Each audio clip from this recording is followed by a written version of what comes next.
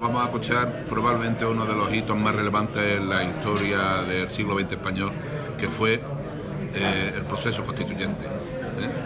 ¿Por qué se hizo la Constitución? ¿Cómo se hizo y qué se hizo? Y en relación a estos tres interrogantes, yo voy a hacer algunas reflexiones sobre el momento actual que estamos viviendo con respecto a la reforma de nuestra Lex Normarum, de nuestra Carta Magna, para deshacer algunos entuertos y algunos equívocos muy al uso en los medios de comunicación, entre los foros periodísticos, de radio, de televisiones, etc. Bueno, considerando que esto ha sido una de las líneas de investigación que me ocuparon en mi vida académica, y que puedo aportar algo, puesto que no solo soy un estudioso del tema, sino que además viví en primera línea con gran intensidad el proceso. Hay cierta confusión, por lo tanto. Totalmente. Hay cierta confusión con argumentos tan pueriles como que pretenden reformar la Constitución porque hay varias generaciones que no vivieron el proceso de elaboración de la Constitución, como si eso fuera un factor que le da calidad o de mérito a un texto constitucional. La Constitución francesa se aprobó en el año 58, 20 años antes, por el general de Gaulle. La Constitución alemana es anterior a la española. La Constitución norteamericana es del año 1787, 89. Y eso no le quita mérito. Lo que pasa es que son textos constitucionales articulados de tal manera que se pueden ir adaptando a las realidades que en cada momento demanda el país.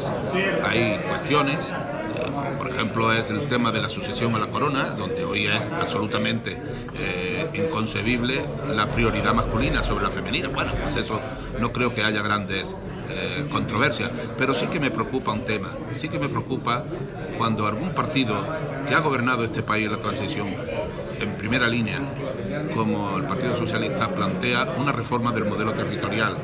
¿Para qué? ¿Para concederle más a quién? ¿A los nacionalistas, a los independentistas? Esos absolutamente no se van a sentir satisfechos con nada. El modelo territorial hay que perfeccionarlo, hay que adaptarlo a las nuevas circunstancias, pero no en el sentido en que priorice o privilegie a nadie, sino que sacralice los dos primeros artículos de nuestra Constitución, que España es una entidad nacional y que el sujeto de la soberanía nacional es el pueblo español, todos y cada uno de los 47 millones de personas. ¿Está mal hecho, por lo tanto, y estamos viviendo los acontecimientos de Barcelona? No, el artículo octavo, que es donde se articula el modelo territorial, es un título que hubo que consensuar en la transición y que se dejó muy abierto, de manera que en la propia Constitución no se define ni siquiera el número de autonomías que hay, ni se habla de Estado de la Autonomía, un término que no aparece nunca en el texto constitucional. Y curiosamente, después de tanto tiempo, yo creo que el modelo territorial ha funcionado, el modelo del Estado ha funcionado y que hay que perfeccionar, pero no hay que desmantelar ni desmontar. Incluso a lo mejor habría que revisar algunas atribuciones de las comunidades y si no merecería la pena que las recuperase el Estado. El tema de la educación, el tema de la sanidad, el tema de la política social, etcétera. Don Enrique, ¿cómo lo vivió en primera persona? ¿Fue un acontecimiento, algo inesperado? Bueno, no, se hizo porque el régimen del general Franco era el régimen de una de las dos Españas y naturalmente era inservible en aquel momento, de manera que todos los españoles sabían que aquellas estructuras jurídicas había que transformarlas. Ese gran mago del derecho constitucional, que fue Torcuato Fernández Miranda, fue el hombre que articuló ese principio de la ley a la ley, que era lo que querían todos los españoles, porque evidentemente el consenso se fundamentó no en un capricho de los políticos, sino en el sentimiento mayoritario del pueblo español. ¿El régimen tenía los días contados? Por supuesto, aunque el régimen era muy fuerte todavía. El aparato policial estaba controlado por antiguos militares de la guerra civil. El aparato militar exactamente igual. Todo el aparato político estaba todavía en manos de quienes habían hecho la guerra civil. Por eso fue encomiable que los sectores reformistas del franquismo y la oposición democrática se dispusieran a articular un proceso de transición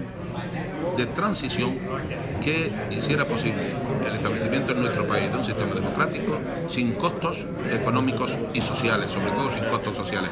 Veníamos de la experiencia de una guerra civil y eso era lo suficientemente relevante como para que, bueno, los españoles no estuvieran dispuestos a vivir otra nueva contienda. Bueno, es parte de lo que vamos a escuchar hoy, ¿no? Yo creo que sí. No, me voy a ceñir más al proceso constituyente y a la respuesta que a un episodio tan grave, tan terriblemente grave como el episodio catalán, sin duda la mayor crisis que ha tenido España en los últimos 70, 80 años, así, tuvo por parte de la aplicación de nuestra Constitución actual. Si comparamos lo que ocurrió en 1934, el 6 de octubre de 1934, en el que se aplicó la legislación de la democrática Segunda República, la Ley de Defensa de la República, la Ley de Seguridad de 1933 y la Constitución de 1931, se aplicó el estado de guerra.